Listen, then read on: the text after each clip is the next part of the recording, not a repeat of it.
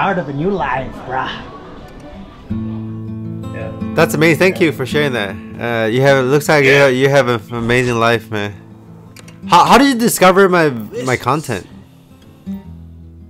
Instagram, you know, your content just blew me away. And you just seem, I mean, I can sense when somebody is like gone. And you seem to me to be like gone. And that's attractive to me because I felt, you know, I mean, there was no shame in the stuff you posted. You were just totally open, you know, no bullshit, no trying to be anybody you're not. It was just so honest, you know, and it really attracted me to that because it you know, you weren't defending yourself. You weren't, you know, trying to be somebody you're not. I mean, it was so obvious to me that your inside and your outside are just totally the same, and that's very unique. You know, that's very, very unique, and that just and the whole cessations. You know, when you talk about cessations and you talk about, I mean, it's really like a death. You know, and that whole thing was very, very attractive to me because it seems very authentic. Because there's so much ego in this. I mean, there's so much ego in the spirituality. In spirituality, you know, there's so much posturing and ego and competition and shit. That's interesting because, well, first of all, I can't take credit for any of that or any of my content, you know, because I just share what I experience. Actually, I've been doing that since I was like a kid, but now it just happens to be spirituality. Before it was like me running around naked, but it's actually coming from a similar place, to so to speak. There's no fucking entity, you know. I resonate more with like it's just all happening, and it's a dream, and it's all happening, and it resonates more with me than thinking that there's still, at the end of the day, still an entity that needs to get something. Once you empty out the self, the absolute and the God also gets emptied out. I mean, sure, I can say this is the absolute, or this is God, but it just the whole notion of it, it's just not in my mental landscape.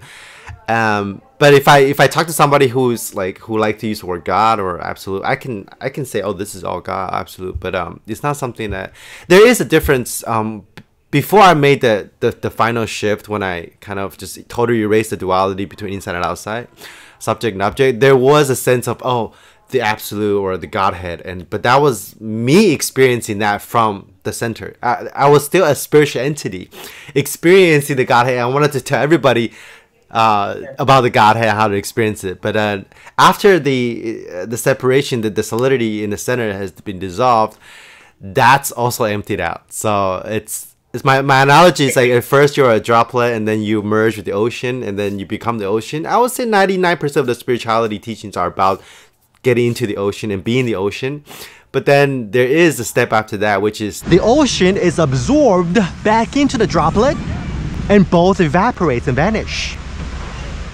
It's a very subtle shift, but it's actually very, very profound. That's why I use the distinction between the natural state and spiritual awakening. Well, let's get to your stuff, your questions. Thanks, bro. So I've been sort of searching for a while and seeking for a while. And one time I read this book. I don't know if you've ever read it. If you haven't read it, it's a kind of cool book. It's called The Wisdom of Insecurity. Just took me into this happening, and I'll explain to you what I felt. And the book, what it says is that everything that is happening in this instant. When we try to change an instant, we're actually not changing an instant, we're changing a memory of that instant, because by the time we can think about, the instant has already passed, then another instant has gone, and there's nothing outside of this instant that can act upon this instant. Even a thought is happening on this instant. If you want to change something, it's happening now, and you're changing a memory of the past tense. So there's nothing that anyone can really do, because even the thought I is just a thought happening in this instant, and there's nothing apart from this instant, which is just happening and happening and happening. And there's a character. There's nothing outside of that. happening that can act upon it, and there's no time but this instant. And so when I read that book, I just went into it, but then it didn't last for a long time. It lasted like 5 or 6 days, and then I came sort of out of it. So that was part of it. And then later on, like a year later, I started doing, the inquiry, the Ramana Maharshi type of inquiry. And it was like, okay, I'm going to be in I amness, right? I'm going to be in the I am. But then I would say, who is trying to be in the I am? And then I would say, well, it's the character. And then I'd be like, shit, it's the character that wants to be in the I am. So it's the character that's dreamy that wants to be in the I am. And all of a sudden, out of this like mental masturbation that I couldn't get out of, all of a sudden, there was space around all my thoughts. Just space around all my thoughts, and it was just happening, and there was sort of a spaciousness around it, but there was, but every time that I tried a technique, I would just, I'm going to try to do this, and then I would ask, well, who is trying to do that? And then it became obvious that the who is my mind, and this character is trying to do this to get enlightened. And then it would be like, wow, it's part of the dream. It's still part of the dream. The whole thing is still part of the dream. And then I would eventually find no way out of the dream. There's no way out. And then I would just watch. And it just, the fact that there was no way out. Out of this, like anything I did was still the dream. Anything I did was still the illusion. Anything I did, if I walked here, and eventually my mind would just like explode. And what you described earlier with the Alan Watts, and also your second experience when you said, just vast space around the thought, those are, I would say, some glimpses of emptiness. So ultimately, it was a difference though, because with the Alan Watts, it was like everything is just happening, and this is part of the happening. Yes, exactly. Nothing outside. Yes. And with the second one, I was still there. Yes. The second one, it's like there's an awareness, and I've got awareness, and I'm watching everything, but I'm still there. So I've never known which is the more correct. The first one. The first one. The first one was the more empty one. That sounds to me like a pretty deep glimpse of no self. Yeah. With no self, you just, there's not even awareness, so to speak. There is an experience. Of course, there's some kind of experience. Some things are happening. The second glimpse you have, there was still a self. There was still a solidified entity in the center perceiving that awareness, which is why I described earlier about the difference between you as an entity experiencing God versus just God being in itself. And the first realization you had was more like just God being in itself. It was just like, you weren't even there anymore. It was just the universe doing itself. I felt I was just part of the happening. Yes. There was nothing. Yes. I was just happening, and my thoughts and ideas were part of the happening, but there was no entity there. Right. Your thoughts and your feelings, the I, whatever, the body can still be there, but it's no different from the movement of the clouds, the trees, the skies, or other people's movements and anything else. Yes. And again, the difference. See, awareness. The second realization you glimpsed. You still describe some of this kind of like this bubble, right? That's very common. That's a very common realization before it's funny because you had the first one before the second one. Usually people have your second one first, and then after they dissolve, even the bubble. Because like I said, if you dissolve the entity, you also dissolve the quote unquote the bubble of awareness, like the God mind, because that's still just a fabrication. That's still just something that's just still an experience and sort of like a spiritual belief you had mixed with some experiences. So even though it was a very profound, I felt like I was like, what I felt like, now that I think about it, in the first one, I felt like I was in a video game. Right.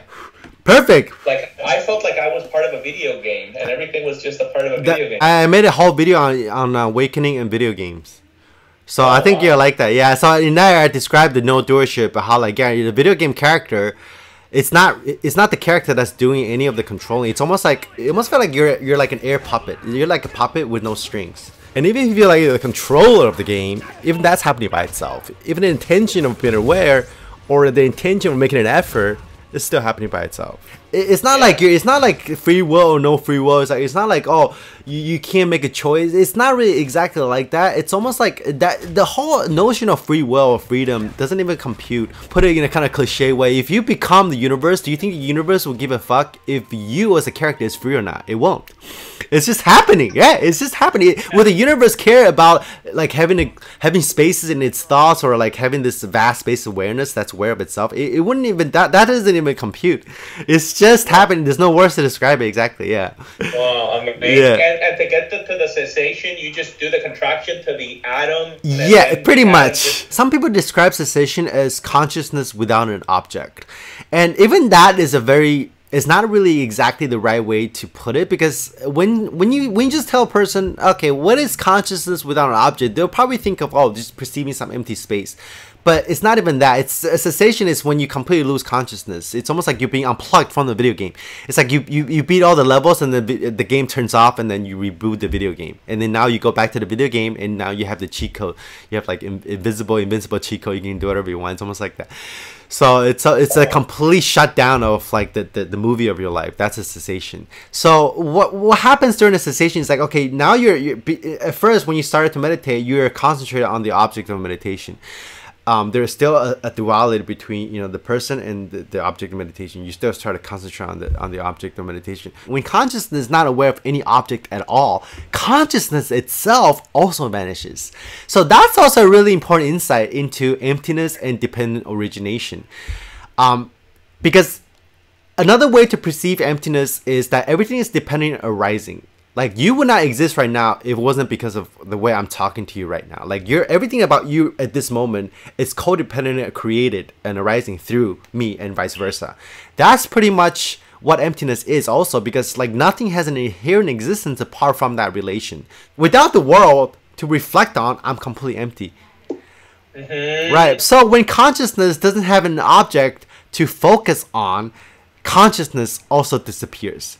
So that loosens the attachment to even consciousness and awareness. See, on the second realization you have when you still, you know, when you were glimpsing and having a sort of this I amness thing.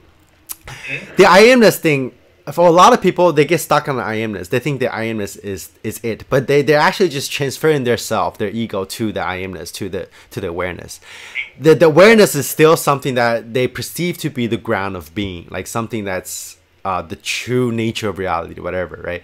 But that's still a clinging. That's still sort of that's still not the final stage of a complete no self, because no self is both the no self of the small s and the no self of the big S. That's why an insight of cessation is so crucial, because you realize that, wait a second, even awareness, even God consciousness is dependent on arising. So it doesn't have an inherent existence. So when you have a really clear insight into emptiness and dependent of arising, then the first glimpse you had, that, you know, the no doership of just everything happening by itself, would become your permanent state of being. Yeah, you're right, because even in the second one that I had, I was still there. Yeah, you're still there. There's right. awareness, and I'm looking at it and I'm observing, but there was still me. I just transferred my identity from the character to the awareness, but I was still there. Right, and back to the video game analogy. At first you're just a character. You're the character in the game. You're unaware of the game, and then you start. Oh, let's practice some self-inquiry meditation, and you start to abide in the witness. Now you become the screen. You become like this all-witness screen. That's the second stage. That's sort of the awareness stage, and then eventually the screen disappears also, and the character, everything disappears. The game shuts down, and then that's when you do that over and over again. That's when you wire your mind, you wire your experiential structure into experience that way. Even the witness is not you. You know, even awareness is not self. So you sort of completely, I guess a way to put it is like, instead of you perceiving awareness, you completely disappear into awareness. But once you completely disappear, exactly. Yes, when write that down. Yeah, or actually, the one way I have to put it is you disappear and dissolve into the warm blanket of the universe. And once that happens, the universe also becomes empty, and then you become completely groundless. Yeah. You know, it's most of the teachings out there stay like Rupert Spira and Eckhart Tolle. They they Yes. stay in the awareness state, but they don't go. They don't. Yes. They don't. No, they don't. They don't go see beyond it. That awareness is still an identity. That awareness is still a something. That awareness is an emptiness, right? Right, exactly. You got it. Yeah, yes. Yes. Yes. That's very funny because someone asked me that today. Someone asked me on Instagram, what do you think of Rupa Spiral? And I said his teaching isn't really about no self and emptiness. But I'm not sure. Like, I can't say for sure what he's experiencing. A lot of teachers choose to stay on the ground to teach from. So it all depends, because like if you just start teaching from the emptiness ground, like very few people will get it right away. You need the progression of being an ego, and then transfer your identity to the awareness, and then eventually transfer your identity to even infinite space, even the whole universe, even God, and then eventually you disappear into it, and then even God disappear. I think the reason why most spiritual teaching is on that stage is because at the emptiness stage, it's almost impossible to teach from that point. The natural state really is beyond the whole spiritual and religious context. The way you describe Alan Watts, it's almost like your air just grasp onto air, and when your air grasp onto air, there's no how can you create a system out of it for people to practice, right? So that's sort of like the fruit of it. If you have awareness of infinite space, it's so easy to just create a new ego, a new identity around that, and now you become God. You think you're God now, and it's very subtle that most people don't even realize it. Yeah, and then your students start to treat you like God, and that's what happens to a lot of like cults and stuff. Yeah. Exactly. Yeah. Exactly. You can be a dick, and everybody will be like, "Yes, I deserve." Yes, exactly. The fact that you're a dick. To be fair, you can still be a dick if you reach the natural state. You can still be a dick if you have a complete no self. You can still be a dick. See, there's a huge difference between realizing that you are nothing and everything as consciousness under the context of spirituality versus realizing that you're nothingness as a human being.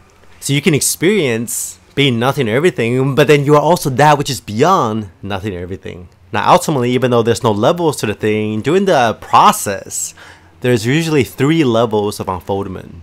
First, there is the waking of the mind. That's the awareness, recognize itself. That's the waking of the mind. And then there's the opening of the heart. And then there's the awakening of the gut. The awakening of the gut, it's as real as a physical death. The first 2 is more like, oh, I died in the mind, or as an ego, as a thought, as an idea. But the awakening of the gut, it's very rare. You can still have a self and realizing you are nothing and everything as consciousness, and still have a quote-unquote spiritual ego. And in fact, that's why a lot of people have spiritual egos. They haven't emptied out the human at the human level. The awakening of the God is hitting the core of non-existence at the physical level. I remember when I went through this unfoldment, it was like I let go of everything else, but there was still a little clenching somewhere deep in my gut, at the core of my being. And if I let go of that, I would physically literally die. But if I don't let go of that, I would also physically and literally die. And there was no way out but to surrender and allow everything to be as it is. Almost like, I almost felt like a Jesus, like having his hand out on the cross. And usually, at least in my direct personal experience, the doership or the sense of agency is the last one to drop. You know, you can drop the thinker, the hearer, the seer, and the perceiver, and that's sort of the opening of the mind. And you drop the feeler, and that's the awakening of the heart. But when you wake up at the gut level, that gets rid of the doer. And in the process of opening up the gut, every spiritual technique becomes obsolete. No mindfulness can save you. No vipassana can save you anymore. That's when you completely surrender to the what is.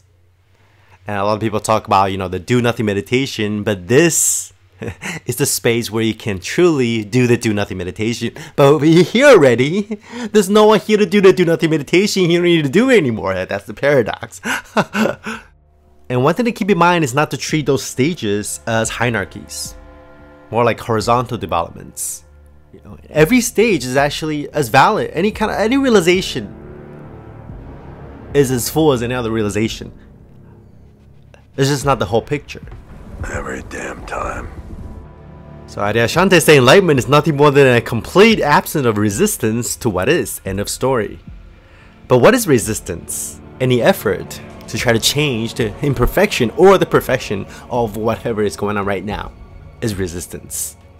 If you don't feel like doing the whole world right now without any separation, there's resistance. Any sense of a seer, hearer, doer, thinker, feeler, controller in the center of experience is resistance. Getting butthole over the past or the future is resistance. Any solidity in the body mind is resistance. Thinking you're more enlightened than other people is resistance. And conditions of the mind is nothing more than the byproduct of resistance as we push defilement down to the subconscious. Any effort to not resist is resistance. Ego is synonymous with sensations of resistance. Authenticity and the natural states are synonymous with non-resistance. So the enlightened Khan is nothing more than someone who has lost, it's almost like losing their limbs, the ability, completely lost the ability to resist. And you just get sucked into the eternity of the present moment. Even compassion is a feeling and experience in the dream. I want to be a compassionate person, you know, I feel good, and my heart opens up if I'm being compassionate and loving. But see, the kind of love in the natural state is a kind of a cold love. When things are just happening, it's just going according to the laws of nature. The laws of nature, a person wouldn't hurt another person in the law of nature. I mean, animals kill each other, but that's different from you being a dick to another person. That's coming from the ego. And animals don't have ego. They kill other animals. That's not because of ego. That's just how the nature unfolds. But as human beings that's living in society, if you are, you know, acting from the Tao, in the context of a human culture, you're not gonna hurt people. But still, that doesn't mean that not hurting other people isn't an absolute. Because nothing is an absolute, nothing is a permanent, right? So, you know, just because of the cause and effect of the universe, sometimes the necessary thing to do is to, you know, to defend yourself. But I'll say, like, most of the time, within the context of our culture, being in the natural state in this particular matrix, it's always better to get on with people peacefully. But then if you take this out of the current context, if you were hunters and gatherers, there's nothing, a different story, it's a different matrix. Right, but the thing is that it's never been permanent. It's always been like these things, and then, you know, they last for a little while, and then they leave, and I've never had sort of a permanent transformation. Yeah, usually when you have a glimpse and it's not permanent, it's usually because you still have a lot of solidities in the body mind that comes back to grasp onto the emptiness. And to me, the best way, so I wanted to ask you if you've done any meditation, like formal practice, like a structural practice.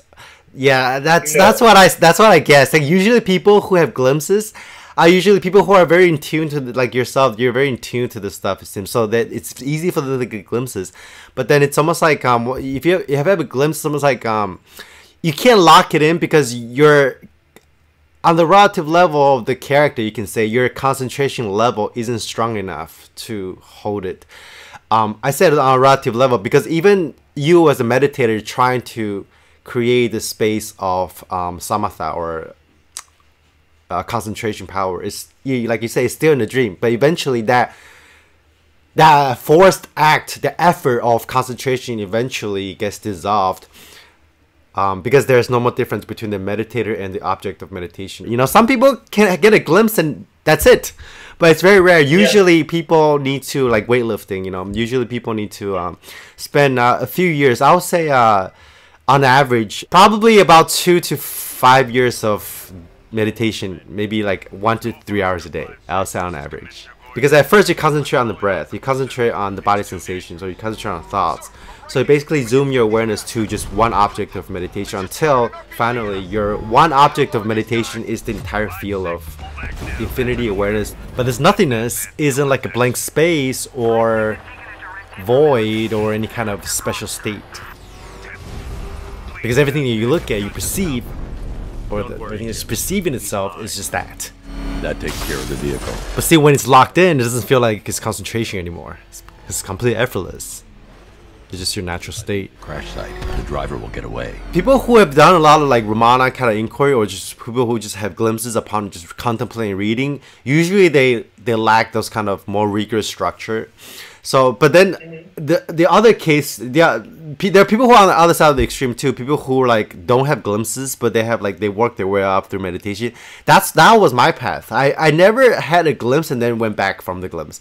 Every time I had a glimpse, it's not really a glimpse because it was just locked in. That's because since day one, or since the beginning of my path, so to speak, I've been just slowly building on meditation habit every day, 1 to 3 hours for 5 years. I'm not saying you have to do that much, but I'm just saying the reason why my realizations that the path to awakening was different from some other people, which some people have a glimpse and then they contract from it, and they have to like sort of find a way back to the glimpse, and then over and over again they lock it in. For me, it was more like just graduate, and then boom, I hit like a PR, and then it stayed, and then I go up and boom, I hit another PR. Yeah. And how would you suggest I meditate? Like, what specifically do you think I should do when I meditate? Okay, so meditation, you can sort of view meditation from two sides of the extreme. I call them expansion and contraction.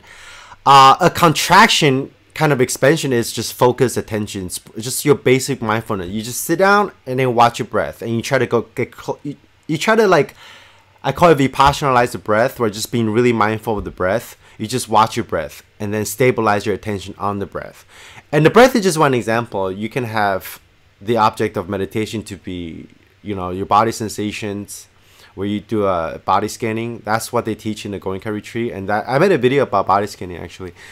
That might be helpful. And then there's also, focusing on thoughts. You can just, watch your thoughts or emotions. You can just sit down and just be really mindful of your emotions, or you can just sit down and be really mindful of sounds. So all those different sense stores, different aggregates, are just different objects of meditation, but ultimately they're the same.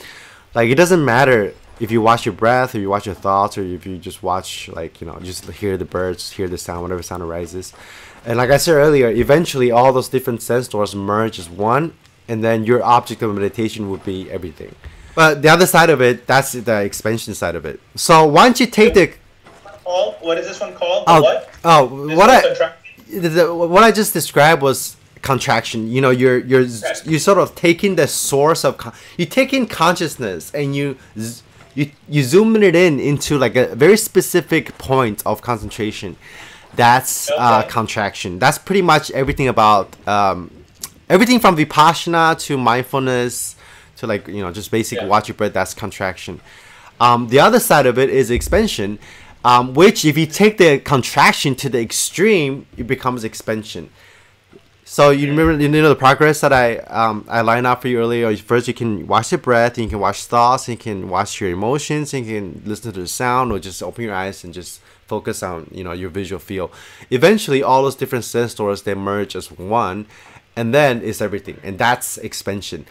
And the glimpses that you described earlier were sort of the expansion side of it. So the reason why you had a glimpse and you went back is because you didn't have the contraction aspect honed in. You didn't have this. So think of contraction side of the meditation as more like weightlifting. It's more like strength training. Like, you build in the strength, right? But then as an athlete, like, athletes want to be powerful, they want to be fast, they want to jump higher, right? So that's why athletes weightlift too, because they want to get stronger, have more muscle, so they can transfer that strength into power. You see what I mean? Because like sprinting and jumping is all like, it's their endeavors and manifestation of power, right? So power takes speed and strength. You need to be strong, have muscles, and you need to be fast and quick. The combination of strength times speed is power. So look at meditation the same way, right? So you have the glimpse you had. It's sort of like this really fast route to like infinity. It's almost like you just went 100% an hour, like boom, like that, right? But then sort of you lack the strength to make that permanent, to hold it, to lock it. Yeah, and but so expansion. Sorry. Okay. So expansion would be.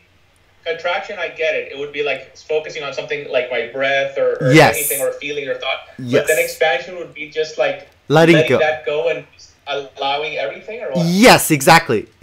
So Expansion would be effortless meditation, would be what Zen Buddhists call do nothing meditation. You basically just do nothing. You just surrender. You drop any effort to even try to meditate. But the funny thing, the weird thing, and the paradoxical thing is that you can't really perform the do nothing meditation unless you've sort of acquire enough concentration power. So in order to be completely effortless, you have to have effort first. So consciousness is almost, your mind is almost like a rubber band. The more you can contract through, you know, basic mindfulness training and your industrial strength concentration power training, the more you can contract into, say, the size of an atom. Because, like, you know, that's what a sensation is. It's almost like you go into the atom of your experience. And then once you go into the particle of sensation, the atomic structure of it, you sort of blink out of existence. Right? And then so what's inside the atom is actually the same as infinity. Because, you get what I'm saying? So again, expansion is contraction. But again, you can't really be complete. You can't really let go complete unless you put into effort of just contract, like max effort until you shrink to the size of an atom. Yeah. So you need to as a meditator, you need to have both sides of the extreme, like maxed out, and then until they merge as one. Contraction start to merge with the expansion, right? So this infinite field is concentrated on itself. It's perceiving itself without any space or gap or distance. So in a sense, it's always been doing that, right? The meditator just has to get out of the way. But before the meditator, the seeker, can get out of the way, it has to exhaust itself. And it does that by, concentrating. And by concentrating, by doing the contraction method, you're actually dissolving the solidity of your body-mind. Because of the seeker. Yeah, of the seeker, right? Because what happens when you just watch your breath for, like, let's say if you just sit in a cave and watch your breath for 10 years. What do you think would happen to your body-mind? Your body-mind would dissolve. You would be so concentrated on the breath that your entire body-mind system would dissolve into air, along with the breath. Yeah, does that make sense? The body-mind gets exhausted. Yes, right? exactly. Exactly. So in order for the body-mind to get exhausted, it has to sort of use an anchor. So the breath is just an anchor. It's just like a middleman. Yeah. Yeah, breath is just like a middleman for for your body mind to hold on to, kind of, to exclude everything else. Music, you play guitar and then you get into a flow state. But before you can get into a flow state, you have to practice. Even jazz musicians, they have to have a structure, almost classical kind of training before they can completely let go and just let the universe take over. When you play the guitar and you really try to concentrate on each note, try to perfect each note, what is that? That's contraction, that's concentration. And then eventually, the music just plays itself. And that's expansion. Imagine taking that analogy to a particle versus the entire universe instead of just an instrument, one note versus flow state of the song. I hope that makes sense. It does. How do you do Vipassana?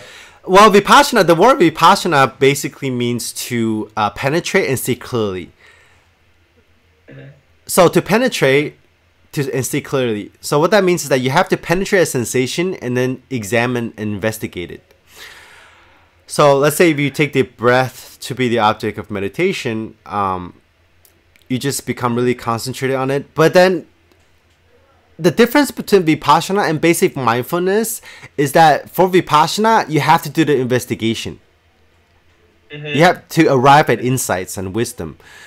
So basic mindfulness just tells you to concentrate on the breath. That's it. You can be really concentrated on the breath, be extremely concentrated. You can be one with the breath, but still not awakened. That's why a lot of very advanced meditators, they can access all the jhanas, but they haven't awakened because they have a lot of concentrating power, but they haven't had the insight into the nature of experience to awaken. That's the most important thing, is the insight into the nature of experience. What you described really about Alan Watts, that's sort of like, that's kind of it, what you described. That they're basically just two insights, ultimately. Emptiness and no self. Actually, there's only one insight at the end of it. It's just emptiness. I was reading this other book called The Book of Unknowing, I think it was. Oh, Peter Ralston. This guy, Peter Ralston or something. Yeah, he's very good. He's very good. Yeah, he's one of the he's one of the best ones. Yeah, the way you describe what Alan Watts described, it's wonderful. Yeah, there's nothing you can do to change the past or the future. Every thought you have is already risen But even the now, the present moment is almost like awareness in the spirituality circle. You know, people are like trying to abide in presence, but see, like we talked about earlier, even if the present moment doesn't have an inherent existence, once you deconstruct the past and the future, the present has to go too, because when we talk about dependent arising, the present moment is only dependent arising through the past and the future. So once you get rid of the past and the future, the present also vanish. Just like once you get rid of the self, the awareness also vanish. I mean, I can sit here and tell you this is all just present too. I can say that, or this is awareness, but it's coming from a different place than if you still have a solidity that's perceiving awareness or perceiving the present moment. When you're perceiving from your vantage point, I mean, if I can say it that way, I mean, are you just like, because are you just like perceiving like colors and shapes and stuff moving, or pretty much? Yeah, that's a very like, very way to describe it. Yeah, it's almost like just raw sensations. It's like, back to the video game analogy. It's almost like you just the pixels. Everything in this game, including the screen, including what's outside of it, my body, my mind, is just made up of pixels. It's the same idea. Yeah, but then you can go even deeper and be like, what is sensations? You have no fucking clue what sensations even are. Okay, so you don't know what the fuck you're perceiving even, right? At the ultimate level, that's why a lot of Zen masters like to ask you to abide in that space of not knowing, right? The book of unknowing, and that realization really takes away your attachment to like forms, your attachment to the worldly matters. Because if there's no distinction, if you don't know what you're experiencing or perceiving, how can you get attached to one form over another? You can still experience pleasure, so to speak, but the sensation itself doesn't even know the difference between pleasure and pain. But you can, but the thing about this thing is like you get to have your cake and eat it too. That's why I tell people, it's not like you lose the pleasure out of life. It's like, in a sense, you're indifferent to pleasure and unpleasantness. But you can still kind of zoom out into the level of the character. You can still enjoy, you can still enjoy sex. You can still enjoy like music. But to be honest, though, after realization, most of that stuff, even though you can still enjoy it, it's not the same. It's like the high you get out of it it's not the same. Yeah, but you get something much. I guess I don't know if I can call it much better, because like even better or worse isn't really. It's still like in the dream, but it's hard to describe. It's hard to describe. Yeah. Sorry, I talk a lot, but let me know if you have more questions, man. I tend to go. So if I'm during the day and I'm not meditating, is there any way to do like a waking meditation during the day, or do I have to like is there any way to like take advantage of my waking time and while I'm doing stuff, or not? Yes, I think a walking meditation is a really good one. So instead of just watching the breath, you can still watch the breath just during everyday thing, but walking meditation, when you walk, just take a walk and you walk from one room to another.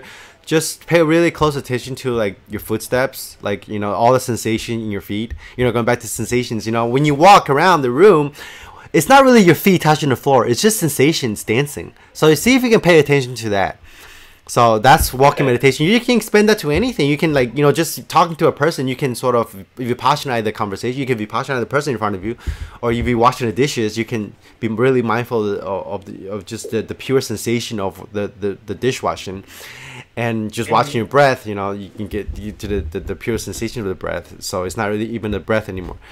So you can apply that the method of vipassana and breaking down sensations to anything you do. So you can do that 24/7. You can do that when you're playing guitar. You can do that when you're weightlifting. The reason why we have formal meditation sitting is because it's hard. It's very difficult to do an active walking or meditation when you're just doing everyday task before you kind of have this basic level of concentration.